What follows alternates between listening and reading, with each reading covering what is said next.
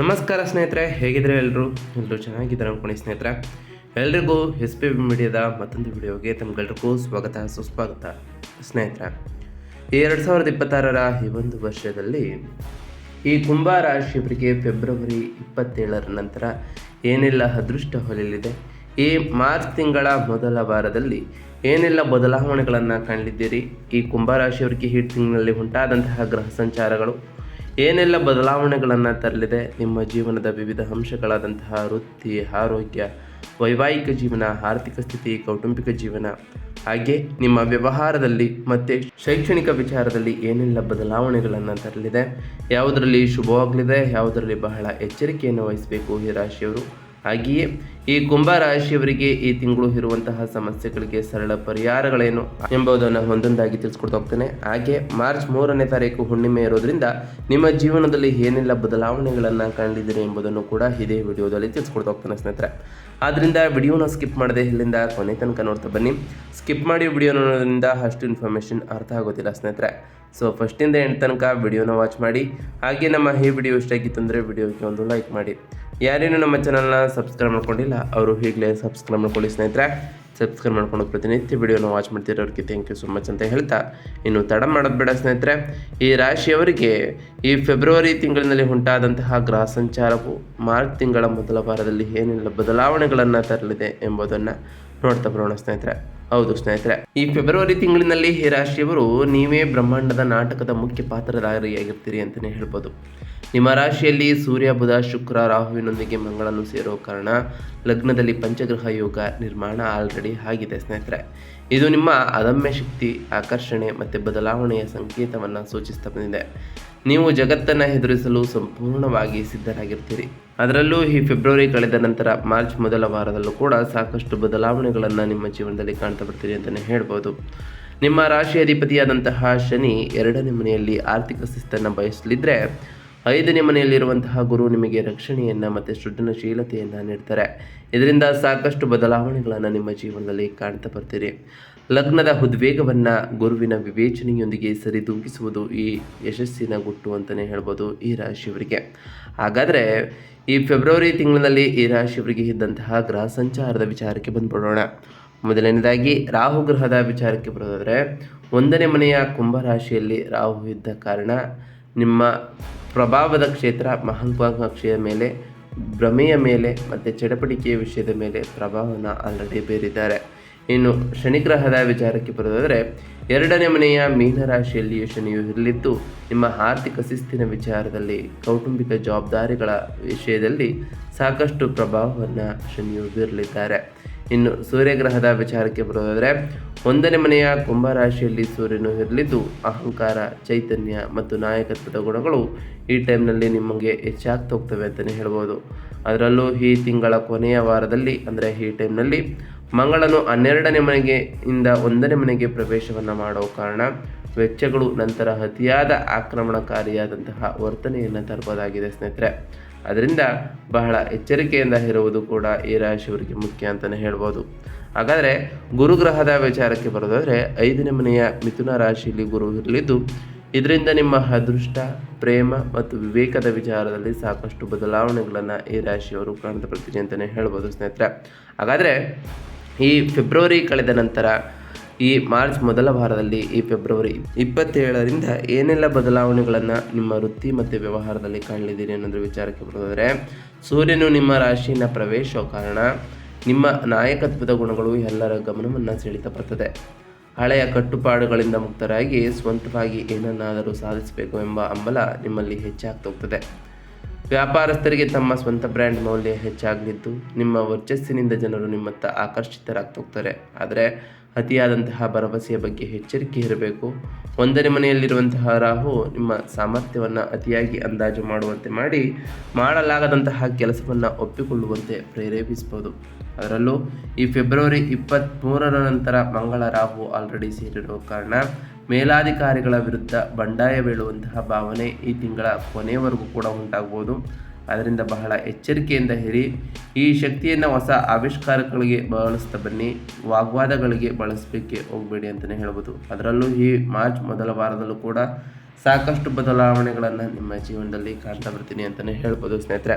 ಇನ್ನು ಈ ರಾಶಿಯವರ ಆರ್ಥಿಕತೆ ಮತ್ತು ಹಣಕಾಸಿನ ವಿಚಾರಕ್ಕೆ ಬರೋದಾದರೆ, ಹಣಕಾಸಿನ ವಿಚಾರದಲ್ಲಿ ಈ ಫೆಬ್ರವರಿ ತಿಂಗಳು ಮಿಶ್ರ ಫಲಿತಾಂಶವನ್ನು ನೀಡುವಂತಹ ತಿಂಗಳಾಗಿದ್ದರೂ ಕೂಡ ನಿಮ್ಮ ರಾಶಿ ಅಧಿಪತಿ ಶನಿ 2ನೇ ಮನೆಯಲ್ಲಿ ಇರುವುದು ಉಳಿತಾಯದ ಮೇಲೆ ಗಮನಹರಿಸುವಂತೆ ಮಾಡ್ತಾ ಬಂದಿದೆ.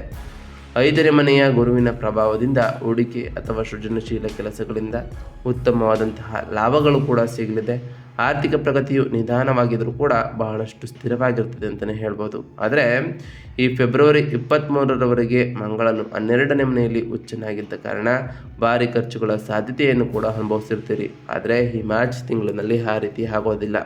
ಸಾಕಷ್ಟು ಬದಲಾವಣೆಗಳನ್ನು ಕಾಣ್ತಾ ಬರ್ತೀರಿ. ಆರ್ಥಿಕ ವಿಚಾರದಲ್ಲಿ ಐಷಾರಾಮಿ ವಸ್ತುಗಳಿರ್ಬೋದು, ಆಸ್ಪತ್ರೆ ವೆಚ್ಚಗಳು ಅಥವಾ ವಿದೇಶಿ ಪ್ರಯಾಣಕ್ಕಾಗಿ ಹಣವನ್ನು ಈ ಫೆಬ್ರವರಿ ತಿಂಗಳಿನಲ್ಲಿ ಕಂಡುಕೊಂಡಿದ್ರೆ, ಲಗ್ನದಲ್ಲಿರುವಂತಹ ಗ್ರಹಗಳ ಪ್ರಭಾವದಿಂದಾಗಿ ಹೊಸ ಗ್ಯಾಜೆಟ್ಗಳು ಹಾಗೆ ನಿಮ್ಮ ಮೇಲೆ ನೀವು ಅತಿಯಾಗಿ ಹಣ ಖರ್ಚು ಮಾಡುವಂತಹ ಸಾಧ್ಯತೆಯು ಕೂಡ ಈ ಮಾರ್ಚ್ನಲ್ಲಿ ಇರಲಿದೆ ಅಂತಲೇ ಹೇಳ್ಬೋದು.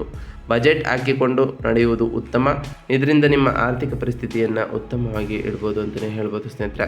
ಹಾಗಾದರೆ ಈ ರಾಶಿಯವರ ಆರೋಗ್ಯ ಮತ್ತು ಕ್ಷೇಮದ ವಿಚಾರಕ್ಕೆ ಬರೋದಾದರೆ, ಆರೋಗ್ಯದ ವಿಷಯದಲ್ಲಿ ಇದು ಅತ್ಯಂತ ಸೂಕ್ಷ್ಮವಾದಂತಹ ತಿಂಗಳು ಅಂತಲೇ ಹೇಳ್ಬೋದು. ಲಗ್ನವು ತಲೆಯನ್ನು ಸೂಚಿಸುವ ಕಾರಣ ಅತಿಯಾದಂತಹ ಮಾನಸಿಕ ಒತ್ತಡ, ಮೈಗ್ರೇನ್, ರಕ್ತದೊತ್ತಡ ಅಥವಾ ಆತಂಕ ಈ ರಾಶಿಯವರಿಗೆ ಬಹಳಷ್ಟು ಕಾಡ್ಬೋದು. ಅದರಲ್ಲೂ ಈ ಮಾರ್ಚ್ ಮೊದಲ ವಾರದಲ್ಲೂ ಕೂಡ ಇದೇ ರೀತಿಯ ಪ್ರಭಾವಗಳು ಬೀರ್ಬೋದು ಸ್ನೇಹಿತರೆ. ಏಕೆಂದರೆ ಫೆಬ್ರವರಿ 23ರಂದಿಗೆ ಮಂಗಳನು ತನ್ನ ರಾಶಿಯನ್ನು ಬದಲಾವಣೆಯನ್ನು ಮಾಡಿ ಅಂಗಾರಕ ಯೋಗ ಉಂಟಾಗಿರೋ ಕಾರಣ ಈ ರೀತಿಯ ಬದಲಾವಣೆಗಳು ಮಾರ್ಚ್ ತಿಂಗಳಿನಲ್ಲೂ ಕೂಡ ಉಂಟಾಗ್ಬೋದು ಸ್ನೇಹಿತರೆ. ಯಾವಾಗಲೂ ಚಟುವಟಿಕೆಯಿಂದ ಇರ್ತೀರಿ. ವಿಶ್ರಾಂತಿಯ ಕೊರತೆ ಬಹಳಷ್ಟು ಈ ರಾಶಿಯವರಿಗೆ ಕಾಡ್ಬೋದು. ಈ ಟೈಮ್ನಲ್ಲಿ ಸುಟ್ಟ ಗಾಯ, ಕಡಿತ ಅಥವಾ ತಲೆಗೆ ಗಾಯವಾಗುವಂತಹ ಅಪಾಯ ಹೆಚ್ಚಲಿದ್ದು, ವಾಹನ ಚಾಲನೆ ಮಾಡುವಾಗ, ಸಾಹಸ ಕ್ರೀಡೆಗಳಲ್ಲಿ ತೊಡಗುವಾಗ ತುಂಬ ಎಚ್ಚರಿಕೆಯಿಂದ ಇರಿ. ಮಾನಸಿಕ ಸಮತೋಲನಕ್ಕಾಗಿ ಪ್ರತಿದಿನ ಧ್ಯಾನ ಅಥವಾ ಯೋಗವನ್ನು ಮಾಡಿ ಯೋಗ ನಿದ್ರೆಯನ್ನು ಮಾಡುವುದು ಕೂಡ ಈ ರಾಶಿಯವರಿಗೆ ಅನಿವಾರ್ಯ ಅಂತಲೇ ಹೇಳ್ಬೋದು. ಇನ್ನು ಈ ರಾಶಿಯವರ ಕುಟುಂಬ ಮತ್ತು ಸಂಬಂಧಗಳ ವಿಚಾರಕ್ಕೆ ಬರೋದಾದರೆ, ಕೌಟುಂಬಿಕ ಜೀವನದಲ್ಲಿ 5ನೇ ಮನೆಯಲ್ಲಿರುವಂತಹ ಗುರು ಪ್ರೇಮ ಸಂಬಂಧಗಳಿಗೆ ವರದಾನವಾಗಿರಲಿದ್ದಾರೆ ಅಂತಲೇ ಹೇಳ್ಬೋದು. ಅವಿವಾಹಿತರಿಗೆ ಹೊಸ ಹೊಸ ಸಂಬಂಧಗಳು ಏರ್ಪಾಡಾಗುವಂತಹ ಸಾಧ್ಯತೆ ಇರ್ತದೆ. ನಿಮ್ಮ ಆಕರ್ಷಣೆಯೂ ಕೂಡ ಹೆಚ್ಚಾಗಲಿದ್ದು, ವಿವಾಹಿತರಿಗೆ 1ನೇ ಮನೆಯಲ್ಲಿನ ಗುರುವಿನ ದೃಷ್ಟಿಯು ಸಣ್ಣ ಪುಟ್ಟ ಕಲಹಗಳನ್ನು ಬಗೆಹರಿಸಲು ಬಹಳಷ್ಟು ಸಹಾಯವನ್ನು ಮಾಡ್ತಾ ಹೋಗ್ತದೆ. ಆದರೆ ನಿಮ್ಮ ರಾಶಿಯಲ್ಲಿರುವಂತಹ ಅತಿಯಾದ ಗ್ರಹಗಳ ಸಂಚಾರವು ನಿಮ್ಮನ್ನು ಸ್ವಾರ್ಥಿಯನ್ನಾಗಿ ಮಾಡ್ಬೋದು. ಸದಾ ನಾನು ನನ್ನದು ಎಂಬ ಆಲೋಚನೆ ಇರುವುದರಿಂದ ಸಂಗಾತಿಯು ತಾವು ಕಡೆಗಣಿಸಲ್ಪಟ್ಟಿದ್ದೇವೆ ಎಂದು ನಿಮ್ಮನ್ನು ಭಾವಿಸ್ಕೊಳ್ಬೋದು ಸ್ನೇಹಿತರೆ. ಸೂರ್ಯನು ನಿಮ್ಮ ರಾಶಿಯಲ್ಲಿ ಇರೋ ಕಾರಣ ಅಹಂಕಾರದ ಸಂಘರ್ಷಗಳು ಕೂಡ ಉಂಟಾಗ್ಬೋದು. ನಿಮ್ಮ ಬದಲಾವಣೆಯ ಹಾದಿಯಲ್ಲಿ ಸಂಗಾತಿಯು ಸಮಾನ ಅವಕಾಶ ಅಥವಾ ಗೌರವವನ್ನು ಕೇಳ್ಬೋದು ಸ್ನೇಹಿತರೆ. ಇದರಿಂದ ಸಾಕಷ್ಟು ಬದಲಾವಣೆಗಳನ್ನು ನಿಮ್ಮ ಜೀವನದಲ್ಲಿ ಕಾಣ್ತಾ ಬರ್ತೀರಿ. ಆದರೆ ಈ ಟೈಮ್ನಲ್ಲೂ ಕೂಡ ಈ ರಾಶಿಯವರಿಗೆ ತಾಳ್ಮೆ ಮುಖ್ಯ ಅಂತಲೇ ಹೇಳ್ಬೋದು. ಏಕೆಂದರೆ ಸಣ್ಣ ಪುಟ್ಟ ಕಲಹಗಳು ಆಗ್ತಾ ಹೋಗ್ತವೆ. ಸಂವಹನದ ಮೂಲಕ ಅದನ್ನು ಬಗೆಹರಿಸ್ಕೊಳ್ಬೋದು ಅಂತಲೇ ಹೇಳ್ಬೋದು ಸ್ನೇಹಿತರೆ. ಇನ್ನು ಈ ರಾಶಿಯವರ ಶೈಕ್ಷಣಿಕ ವಿಚಾರದ ಬಗ್ಗೆ ಮಾತನಾಡ್ತಾ ಬರೋದಾದರೆ, ಶೈಕ್ಷಣಿಕ ವಿಚಾರದಲ್ಲೂ ಕೂಡ ಈ ಫೆಬ್ರವರಿ 27ರ ನಂತರ ಸಾಕಷ್ಟು ಬದಲಾವಣೆಯನ್ನು ಕಾಣ್ತಾ ಹೋಗ್ತೀರಿ ಅಂತಲೇ ಹೇಳ್ಬೋದು. ಏಕೆಂದರೆ ಮಂಗಳ ಮತ್ತು ರಾಹು ಸಂಯೋಜನೆ ಉಂಟಾಗಿರೋ ಕಾರಣ ಅಂಗಾರಕ ಯೋಗವು ಕೂಡ ಉಂಟಾಗಿದೆ. ಇದರಿಂದ ಸಾಕಷ್ಟು ಬದಲಾವಣೆಗಳನ್ನು ಕಾಣ್ತಾ ಬಂದರೆ ಮಾರ್ಚ್ ಮೊದಲ ವಾರದಲ್ಲಿ ಉತ್ತಮ ರೀತಿಯ ಫಲಿತಾಂಶಗಳನ್ನು ಕಾಣ್ತಾ ಬರ್ತೀರಿ. ಗುರುವು ಸಂಪೂರ್ಣವಾದಂತಹ ಬೆಂಬಲವನ್ನು ಕೂಡ ನೀಡ್ತಾ ಹೋಗ್ತಾರೆ. ಆಳವಾದಂತಹ ಕಲಿಕೆ, ಸೃಜನಶೀಲತೆ ಮತ್ತು ವಿವೇಕವನ್ನು ಕೂಡ ಹೆಚ್ಚಿಸಲಿದ್ದು, ಕಲೆ, ಸಾಹಿತ್ಯ ಅಥವಾ ತತ್ವಶಾಸ್ತ್ರದ ವಿದ್ಯಾರ್ಥಿಗಳು ತಮ್ಮ ಶ್ರೇಷ್ಠ ಮಟ್ಟದ ಸಾಧನೆಯನ್ನು ಮಾಡ್ತಾ ಹೋಗ್ತಾರೆ. ಆದರೆ ಲಗ್ನದ ಗೊಂದಲವು ಏಕಾಗ್ರತೆಗೆ ಭಂಗವನ್ನು ತರಬಹುದು. ಎಲ್ಲವನ್ನ ಒಂದೇ ಬಾರಿಗೆ ಕಲಿಬೇಕು ಎಂಬ ಹಂಬಲದಿಂದ ಏನನ್ನು ಸರಿಯಾಗಿ ಕಲಿಯದಂತಹ ಪರಿಸ್ಥಿತಿ ಈ ರಾಶಿಯವರಿಗೆ ಬರ್ಬೋದು. ಚಡಂಪಡಿಕೆ ಬಿಟ್ಟು ಒಂದೊಂದೇ ವಿಷಯದ ಮೇಲೆ ಗಮನವನ್ನು ಹರಿಸ್ತಾ ಬನ್ನಿ. ಸ್ಪರ್ಧಾತ್ಮಕ ಪರೀಕ್ಷೆ ಬರೆಯುತ್ತಿರುವವರು ಕೂಡ ಆತ್ಮವಿಶ್ವಾಸದಿಂದ ತಪ್ಪು ಮಾಡುವಂತಹ ಸಾಧ್ಯತೆ ಇರ್ತದೆ. ಅದರಿಂದ ಬರೆಯುವಾಗ ಉತ್ತರಗಳನ್ನು 2 ಬಾರಿ ಪರಿಶೀಲಿಸಿ ಅಂತಲೇ ಹೇಳ್ಬೋದು ಸ್ನೇಹಿತರೆ. ಹಾಗಾದರೆ ಈ ರಾಶಿಯವರು ಈ ಫೆಬ್ರವರಿ 27ರ ನಂತರ ಮಾಡಬೇಕಾಗಿರುವಂತಹ ಸರಳ ಪರಿಹಾರಗಳೇನು ಅಂತ ನೋಡ್ತಾ ಬರೋದಾದರೆ, ನಿಮ್ಮ ಗ್ರಹಗಳ ಸಂಗಮದ ಉಂಟಾಗ್ತಿರುವಂತಹ ತೀವ್ರತೆಯನ್ನು ನಿಯಂತ್ರಿಸಲು, ಮಂಗಳ ರಾಹು ಸಂಯೋಗದ ನಕಾರಾತ್ಮಕ ಪ್ರಭಾವವನ್ನು ತಗ್ಗಿಸಲು ಈ ಕುಂಭರಾಶಿಯವರು ನಾವು ತಿಳಿಸ್ಕೊಡುವಂತಹ ಸರಳ ಪರಿಹಾರಗಳನ್ನು ಮಾಡ್ತಾ ಬನ್ನಿ ಸ್ನೇಹಿತರೆ. ಮೊದಲನೇದಾಗಿ, ಲಗ್ನದ ರಾಹುವಿನ ಪ್ರಭಾವವನ್ನು ತಡೆಯಲು ಪ್ರತಿದಿನ ಕನಿಷ್ಠ 10 ನಿಮಿಷಗಳ ಕಾಲ ಮೌನವಾಗಿ ಧ್ಯಾನವನ್ನು ಮಾಡಿ. ಇದು ಯಾವುದೇ ರತ್ನಕ್ಕಿಂತ ಹೆಚ್ಚು ಪರಿಣಾಮಕಾರಿಯಾಗಿರಲಿದೆ ಅಂತಲೇ ಹೇಳ್ಬೋದು. ಹಾಗೆ ಲಗ್ನದ ತಲೆಯನ್ನು ಸೂಚಿಸುವ ಕಾರಣ ದ್ವಿಚಕ್ರ ವಾಹನವನ್ನು ಚಾಲನೆ ಮಾಡುವಾಗ ಹೆಲ್ಮೆಟನ್ನು ಮರೆಯಲಿಕ್ಕೆ ಹೋಗಬೇಡಿ. ಅತಿಯಾದಂತಹ ಸಿಟ್ಟಿನಿಂದ ದೂರವಿರಿ ಅಂತಲೇ ಹೇಳ್ಬೋದು. ರಾಹು ಮತ್ತು ಬುಧನ ಶಾಂತಿಗಾಗಿ ಪಕ್ಷಿಗಳಿಗೆ ವಿವಿಧ ಧಾನ್ಯಗಳನ್ನು ಅಥವಾ ನವಧಾನ್ಯಗಳನ್ನು ತಿನ್ನಿಸಿ.